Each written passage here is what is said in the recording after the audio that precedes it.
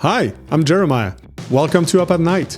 This podcast is all about learning from thought leaders, academics, and professionals based on one fundamental question. What keeps you up at night? Welcome to Up at Night. Today, I have the privilege to be joined by Hifazat Ahmad, aka Faz. Everybody knows him really well under that name. And Faz is obviously the founder of DX3, one of the most amazing events when it comes to e-commerce and retail. And we're going to talk a bit about that journey and everything that goes with it, from where you started to where you're going next. Thank you so much for joining me today, Faz. My pleasure. Thank you for having me. So, Faz, I want to go back to your roots, because before starting that amazing project, which is DX3, and really helping the retail landscape in Canada bloom and create meaningful connection like you've been doing for so many years, I would like to know a bit more about your background. All right. So how far back you want to go? I was born and brought up in Dubai. I lived most of my life there, and then I worked for information businesses, primarily based out of UK. So I spent some time in England and London as well. So I worked for uh, what you would consider sort of typical old school publishing businesses. So there was a company, they've rebranded now. It was called EMAP. EMAP used to basically own about 500, 700 magazines. Like if there was 500 people who wanted a magazine, they'll start one and just keep it in the market, even if it didn't make them money. So I worked for them. That's where I originally started, pretty early in the piece. That was early 2000s. The European division, so mainly France and then part of England, their publishing business collapsed because of online. So somebody took that information and just put it online, and that business simply started to collapse. So we got called into a meeting and got told, hey, you guys have 10 months to start looking at double-digit growth, so we're going to start selling off assets. I was the new guy. So my boss was like, new guy, you're going to start figuring out things because I already have people doing advertising. I don't need you there. So we ended up getting into sort of doing conferences. We had a really good brand, and it kind of just went from there. Like that business went from about 300,000 pounds to about 3 million in about 2 years' time. Wow. So that's how I ended up in sort of events space. Then I left. I did a massive oil and gas show, still in the same part of the world. It was like second largest show in the world of its kind, about 50,000 people. I get that. Then I came back and managed the old EMAP business, running events, magazine subscription, online platform, research and data as a service business. And at that time, my agreement with them was that once we start to divest, and that was the objective, that we were going to divest because it was owned by a private equity who wanted to exit, that once we start to divest, I will leave and basically move on. So I ended up coming to Canada about 2012. So a little bit of a correction, that I actually didn't found DX3, but I took over DX3 when originally DX3 used to be an advertising technology show. That's what it started as. But for some strange reason, when I was doing the oil and gas event, my boss used to be based in Toronto, although I was in Dubai, and he started DX3. Okay. So I came in here, I worked with him for a few months, and then I started my own sort of events business. I used to do things around how tech is changing different sectors. So the idea was to look at new tech and change. That's something I've always been passionate about, to understand how to improve things, how to make things better.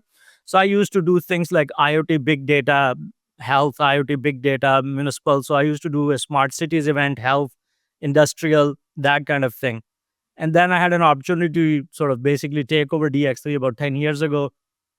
And my sort of vision of DX3 was that this is not an ad tech show, this is a retail show. So the idea was that where the marketing dollars flow from at the core is brands. The brands are the ones spending money. And also around 2014, 15, 16, there was such a huge shift in advertising. Yeah. 2010, 11, the new sort of shift happened in terms of advertising networks and then all the traffic with Google and Facebook. So digital, and then right around that time, social became such a big element of advertising. And so for me, it was about, okay, I need to start talking to the retail people who are actually controlling the budgets. And they are the ones who really are either making use of it or being left behind. So that's how we started to pivot towards sort of the retail and brands more than anything else. And then it's been the same thing for about 8, 9 years now. And from your experience, what I found amazing is you were able to gather that experience internationally and then probably transpose that to that event in Canada. How? Because a lot of entrepreneurs definitely, and I want to know your what you think about that, are scared, sometimes myself included, to look at their company or their project and they're asking themselves, how am I going to scale internationally? Could you give us some example from a conference perspective of what could be similar, but also what is totally different and that should be taken under consideration when you think going international for a business? I mean, my perception of Canada and Canadians by and large is that we are way too scared of things.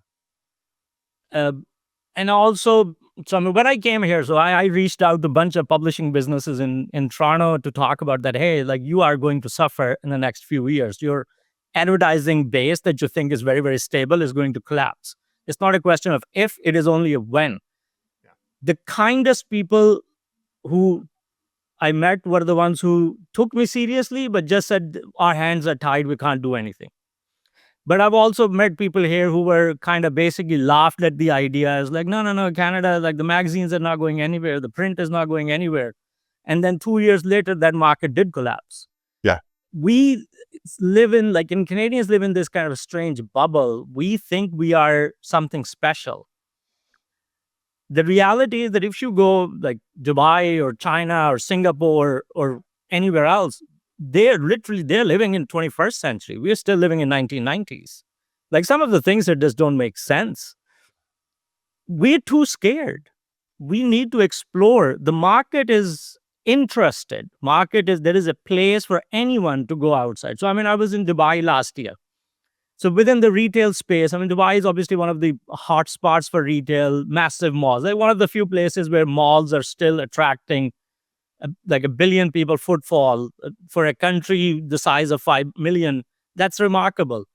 It is. But they don't really have anything in terms of the DTC brands, because and that's strange because Dubai is very high tech, like everything. So for example, like I mean, I lived there, I grew up there, but you could park your car and go on an app and somebody will come and fill your gas. I mean, my mind was blown up by that. I said, how is that even possible? This makes no sense. Why are you guys doing that? A, a friend of mine had a, you know, fender bender. And I was like, oh, we have to now call the cops and I have to wait here. I said, this is someone who lived there lot of years. So I know the system. And he was like, no, no. He just went on the app, put in the pictures, insurance gave him approval right away, cops gave him approval right away, and 15 minutes later, we are on our way. Like, they are really tech savvy, yet the DTC element isn't really there. And that city, for example, is a hub. So there are opportunities for retailers to go in there and A, explore new models, B, actually expand. I was talking to a couple of years ago. I was talking to someone who has basically a franchise in terms of beauty products, and I was like, there is a untapped market in that region who would love like a high quality, high standards product in terms of personal care, and sort of women have money there. They spend money on these things, like in terms of perfumes, in terms of luxury brands. It's one of the hot spots in the world. So anything that goes with it, but it's just that, well, we don't know that market. We can't take the risk. Sure, you don't know that market unless you go into it. Once you go in, I mean, and I'm one of them. I've also tried to do things in the US. US is an incredibly competitive market. It is. Right? But we think that we just gotta get into the US. No, there's a lot of the world out there. You could actually do things in other parts of the world where you may have more of a competitive advantage.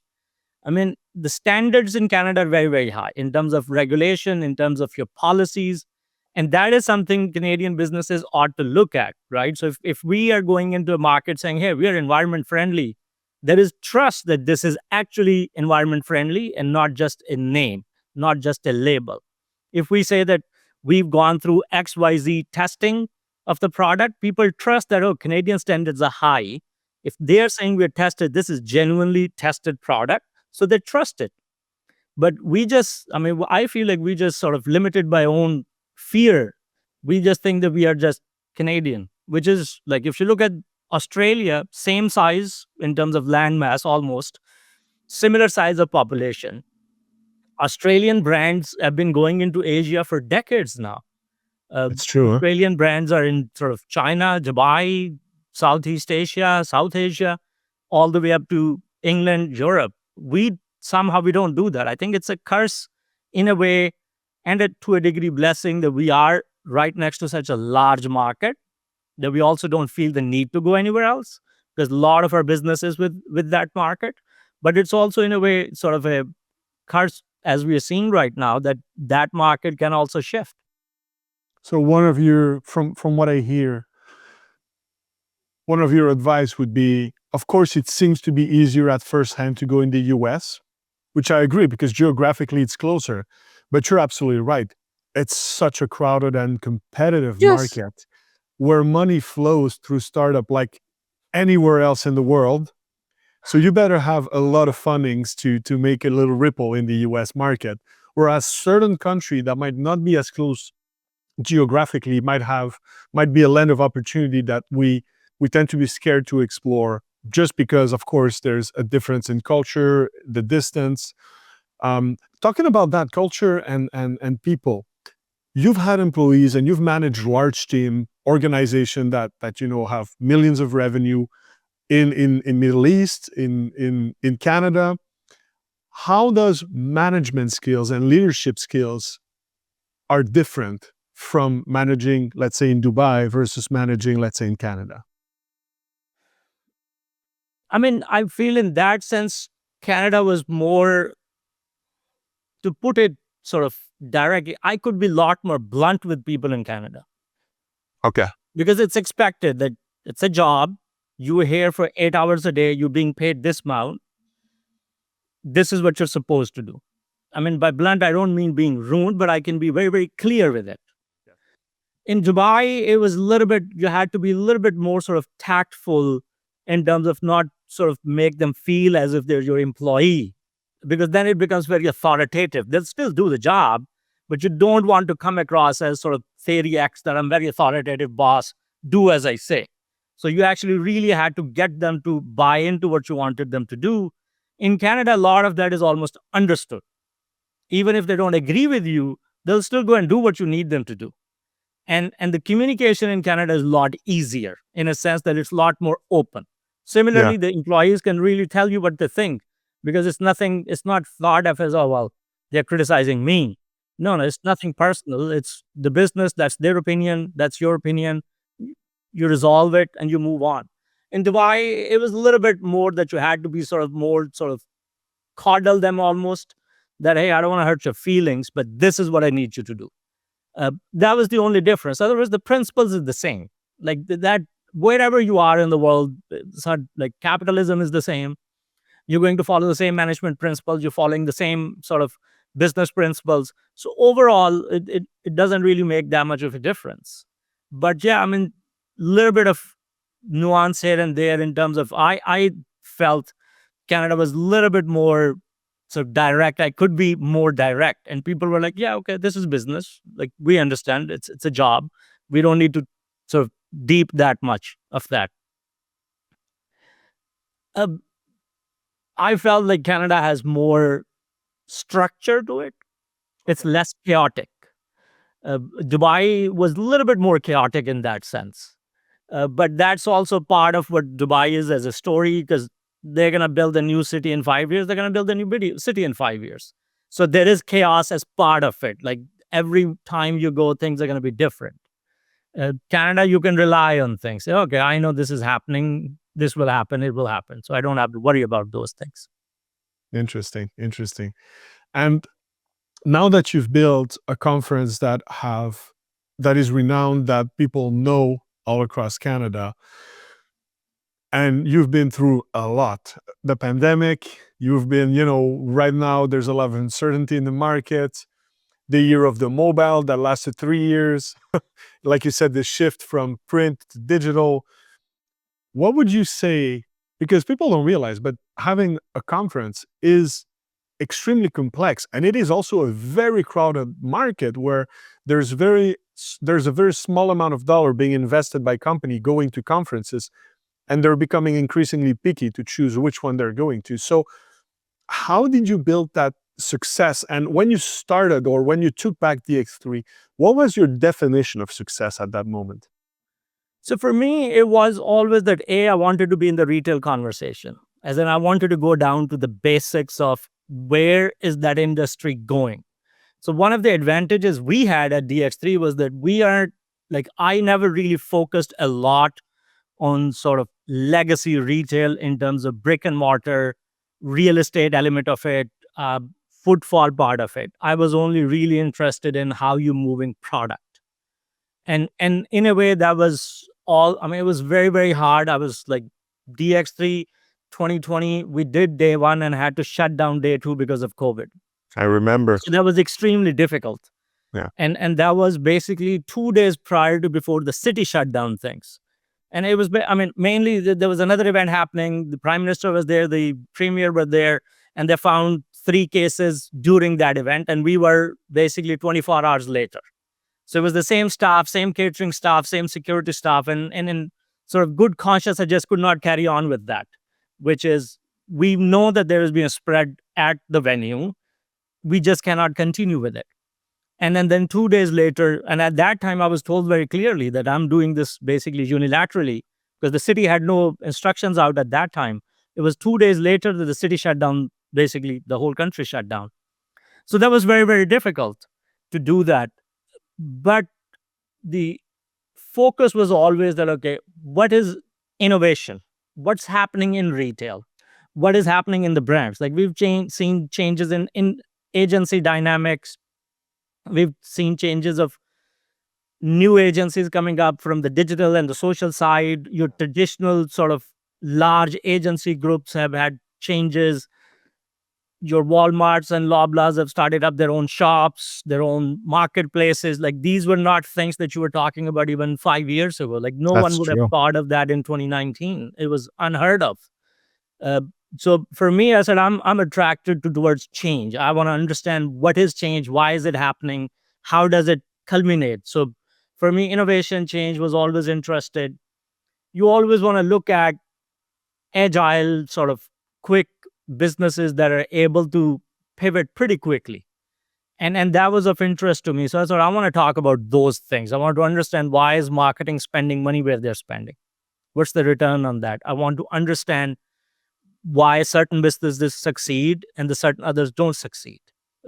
What happens in that space? So that's my thing. Whether I wanted DX3 to kind of go that way, and I feel pretty good that we've been able to do that.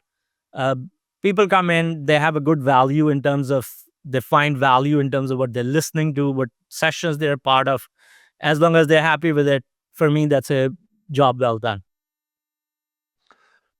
What influenced you, or what leadership style influenced you in the way you manage the event today? And would you say there's a way you need to manage events, or there's different style based on your experience?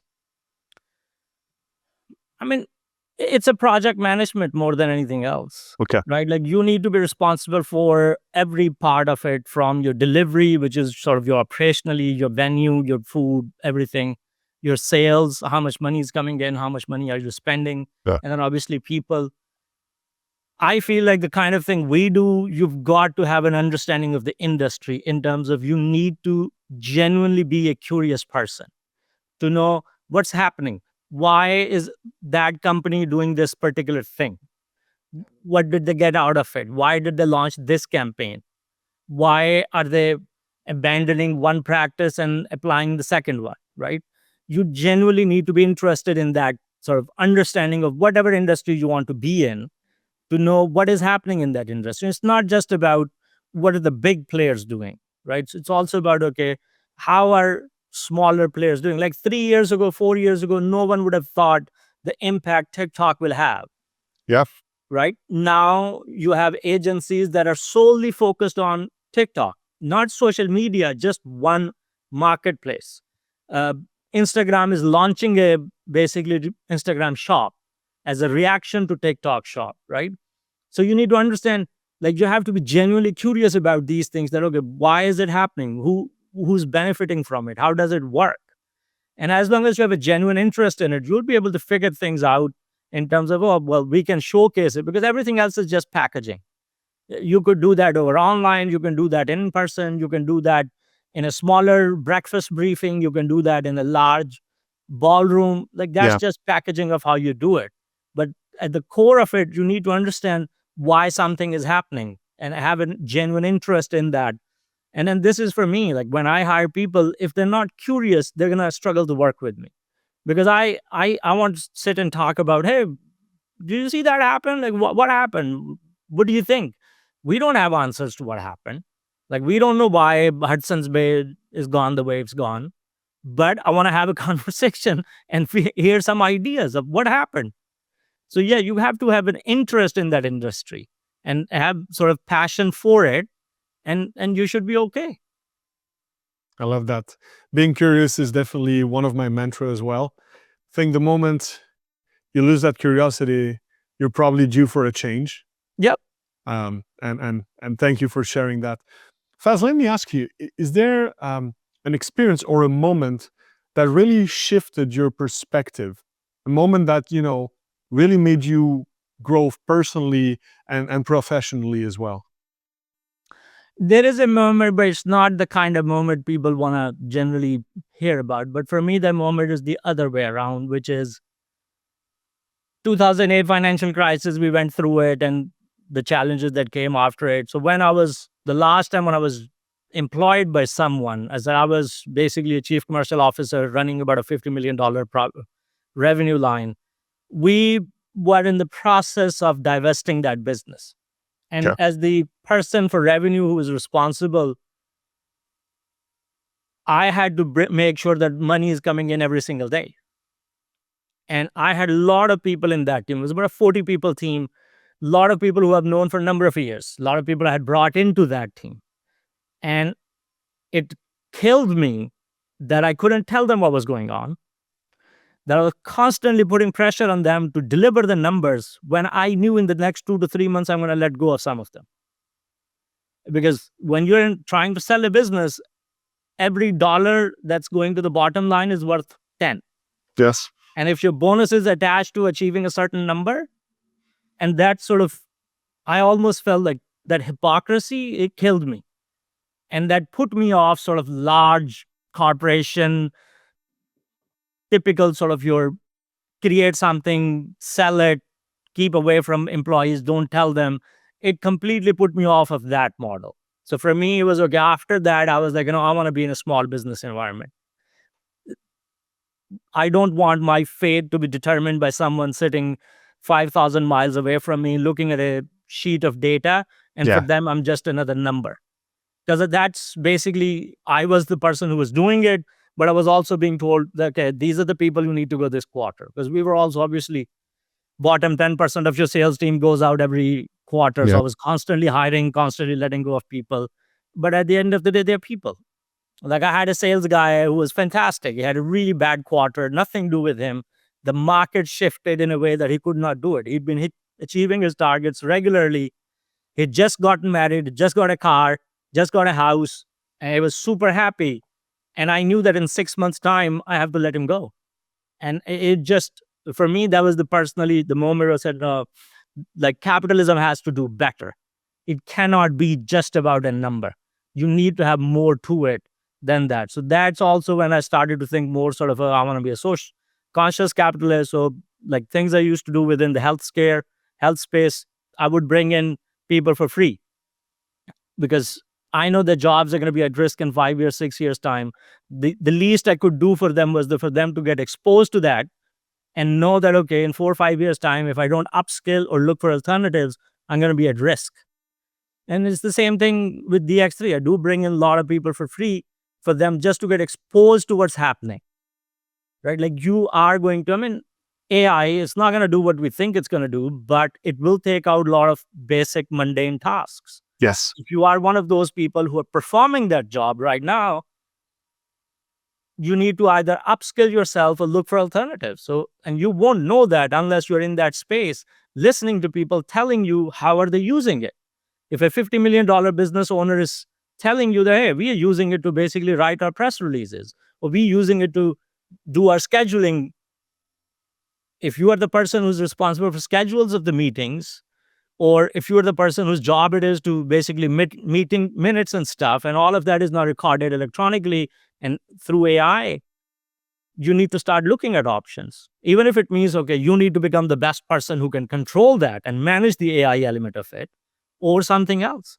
So we kind of owe it to people to bring them in and at least educate them of the change that is coming. Change is inevitable, it's going to happen. But at least we owe it to people to tell them, hey, this is about to happen. Get ready. You're absolutely right. We're in a moment in our society where thing never evolved at the pace it's currently evolving. We've been through different level of changes, but the speed at which they happen right now, it's hard to follow sometimes. I mean, you're 100% right. Like, you would think, I mean, you and I have seen few years now, you would think an economic cycle of about 5 to 7 years. But if you go back to 2020, we've had basically 4 economic cycles in 5 years. This is unheard of. This is unprecedented. And we are not like, and we're still in that. Like, we don't know what the next 12 months look like. We have worst case scenarios. Yes. We prepare for that, but we really don't know how bad it can actually get. And like, this is completely unprecedented that you go through effectively 4 or 5 economic cycles in a space of 5 years. No business is prepared for that. No person is prepared for that. It's very hard to build something that takes time when you don't know what tomorrow looks like. Oh, 100%. I agree. Faz, let me ask you a question about today and tomorrow. What at the moment keeps you up at night? And how do you think we're going to be able to, move forward past that moment? Everything keeps me up at night. I'm a worrier. I worry about every single thing. But I'm also an optimist. There is a lot of pain coming our way in the next 4 years. Like, there is just the reality of what it is. Like, the best case scenario is painful. The worst case scenario is that you can't imagine the level of pain we're going to see economically. And that means socially, that means personally. The good thing is that at the end of that cycle, we will come out of it a lot stronger, right? Because right now, the biggest challenge we're facing is what's happening almost sort of out of our hands, what's happening in the US and that whole thing. But we needed that. We do need to have a more diversified economic and trading base. We need to have more markets that are open to us. So it is, to a degree, as the voices coming out of the US, they are our largest client. And we said, oh, we are okay with one entity buying 85% of our product. Okay. That's a decision we made. It was a fantastic decision. I mean, why would you not do that? Economically made sense, logistically made sense. Why would you not do it? But it's also true that in 4 years' time, when we look back at this time, we will think it was the right thing to happen. I mean, just as like 2020, we were all like, oh my God, what would happen? COVID, we never thought. But 2022, 2023, we look at it, that's actually not bad. Like, You're on right. the retail side, you could look at some e-commerce would not have grown if there was no 2020, right? Like, nobody would have done DTC businesses. No one would have done basically just deliveries, because there was just one operator in the market that was doing deliveries at that time predominantly. Yeah. Shopping was still, you would go to a store kind of thing. Your large operators had the capability, just did not launch click and pick kind of things. And now we look back at that and say, oh no, that was the seminal moment what was needed. It changed brands, it changed businesses. So in a few years, we're also going to look at the same thing and say, no, this was needed. We needed that to happen to us because we weren't going to do it on our own. So we Yeah, did need that push. So in a way, that's a good thing. I agree. Like you said, ultimately, it's moment of disruption at this level that change the consumer habits and patterns. And without these changes in consumer habits, business don't change either. Yeah, We don't have to adapt, we don't have therefore to we adapt. don't adapt. But Exactly. now you're right, we will have to adapt. Yeah. Faz, thank you so much for joining me today. It's amazing to talk a bit about your story, your background. If people would like to know a little bit more about you and what you do, there's obviously the DX3 website, Yes. but what's the best platform for people to reach out to you? I'm on LinkedIn. So Hifazat Ahmad, you can find me on LinkedIn. You can drop me an email at faz@fazinc.net. I am actually looking at sort of possibly divesting DX3 now. There are a few other things that I want to pursue, including a couple of things I want to go back to Dubai. I mean, I said that's where I was born. So I'm looking at that. And then having 24 inches of snow dumped at my door this winter has kind of also dissuaded me a little bit. I am also in the process of trying to sort of make a DTC business work. So there are other things that I want to pursue. Uh, DX3, I think I have done with it what I could. It's been about 8, 9, 10 years now. And I think it kind of can use a fresh pair of hands and fresh set of eyes to take it to the next chapter. But yeah, I mean, I'm on LinkedIn. Faz Inc. is the business. Basically, I run DX3, just one of the brands or businesses I manage. And I said I do have a DTC interest that I want to grow. So yeah, I'm pretty available. If anyone wants to reach out, say hello. I I'll say would hello. love to. I would love to continue that conversation a couple of months from now to see where you're at that moment. So looking Sure. forward Would love to see to. that, Faz. Thank you very much again for joining me today, and I wish you the best in your future endeavor. And hopefully, DX3 will have people as talented and committed as you to continue to grow. Thank you very much. That's very kind of you. Thank you so much for being part of the Up at Night family. If you've liked what you heard today, don't forget to rate, follow, subscribe, or leave me a comment below. New episodes of Up at Night drop every 2 weeks. Make sure you're subscribed so you don't miss a single episode. I'm Jeremiah Curvers. Until next time.